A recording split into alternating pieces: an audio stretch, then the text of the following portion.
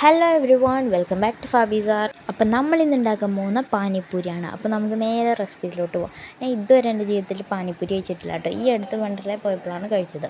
So നമുക്ക് അതിന് മുന്നേ അപ്ലോഡ് ചെയ്യേണ്ട വീഡിയോ ആയിരുന്നു, ബട്ട് ഇച്ചിരി ലേറ്റായി പോയി. അപ്പോൾ നമ്മൾ ആക്റ്റീവ് ഒന്നും അല്ലായിരുന്നു. അപ്പോൾ ആക്റ്റീവായി വന്നതിൻ്റെ അപ്പോൾ നേരെ വീഡിയോയിലോട്ട് പോകാം. ആദ്യം തന്നെ നമ്മൾ മാവ് കുഴയ്ക്കുക, അതായത് റവ, മൈദപ്പൊടി, ഉപ്പിട്ട് നമ്മൾ മാവ് കുഴച്ച് നനഞ്ഞ ടവലിട്ട് വയ്ക്കുക അരമണിക്കൂർ. അതിനെപ്പറ്റി ഞാൻ അത്ര ഡീറ്റെയിൽ ആയിട്ട് പറയുന്നില്ല, കാരണം മാവ് നമുക്ക് ചെറിയൊരു പണി തന്നിട്ടുണ്ട്. അപ്പോൾ മാവിൻ്റെ റെസിപ്പി ആയിട്ട്, അതായത് ചെറിയ പൂരി ഉണ്ടാക്കുന്ന റെസിപ്പി ആയിട്ട് ഞാൻ വരാം.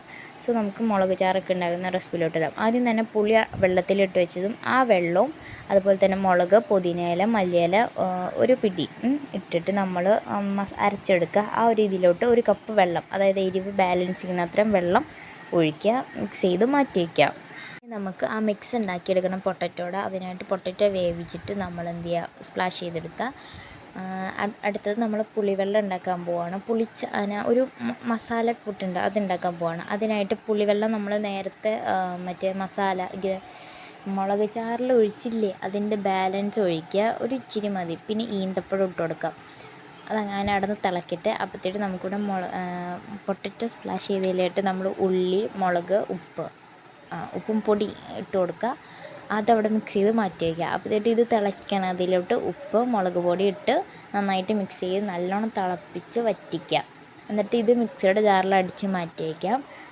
ഈ പുളിവെള്ളം ഇതിലോട്ട് നമുക്ക് കുറച്ച് മല്ലിയില, പൊട്ടറ്റോയുടെ മിക്സിയിലോട്ട് നമുക്ക് കുറച്ച് മല്ലിയില ഇട്ട് മിക്സ് ചെയ്ത് മാറ്റി വയ്ക്കാം. ഇത് രണ്ടും കൂടെ മാറി മാറി വീഡിയോസ് വരുമ്പോൾ എനിക്ക് തന്നെ കൺഫ്യൂഷൻ ആവുന്നു കേട്ടോ. സോ എല്ലാവരും എന്തെങ്കിലും ഡൗട്ട് ഉണ്ടെങ്കിൽ കമൻറ്റിൽ ചോദിക്കാം. പിന്നെന്താ, എല്ലാവർക്കും മനസ്സിലായെന്ന് ഞാൻ വിചാരിക്കുന്നു. പിന്നെ നമുക്ക് മാവ് കനം കുറച്ച് പരത്തിയെടുക്കുക, എന്നിട്ട് കറക്റ്റ് അളവിന് മുറിക്കുക. എന്നിട്ട് ഇത് പൊരിക്കുക. പക്ഷേ ഈ മാവാണ് നമ്മളെ ചതിച്ചത്. ഇതിൻ്റെ ഉള്ളിൽ കട്ടി കൂടിപ്പോയി, മറ്റേ ഉള്ളി വെന്തിട്ടുണ്ടായിരുന്നില്ല. അതുവരെ എല്ലാം പക്കയായിരുന്നു, പക്കയായിരുന്നു. ഇനി പാനിപ്പൂരി ഉണ്ടാക്കുന്ന സെയിം പ്രൊസീജിയർ തന്നെയാണ്. ആ ഈന്തപ്പഴം മിക്സ്, അതായത് നമ്മൾ പുളിവെള്ളം കൊണ്ട് ഉണ്ടാക്കിയ ഈന്തപ്പഴം മിക്സിയുടെ ജാറിൽ അടിച്ചെടുത്തതാണ് കേട്ടോ ഈ ഒരു ബൗളിലിരിക്കുന്നത്.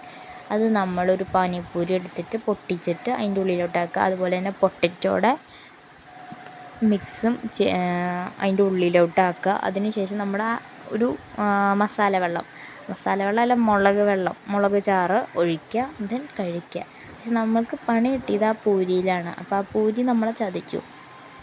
ഇനി നമ്മൾ പൂരി പുറത്തുനിന്ന് വാങ്ങിച്ചിട്ട് നമ്മൾ അതിൻ്റെ ഉള്ളിൽ മിക്സുകളൊക്കെ ഉണ്ടാക്കിയിട്ട് കഴിക്കുന്ന വീഡിയോ അപ്ലോഡ് ചെയ്യാമേ.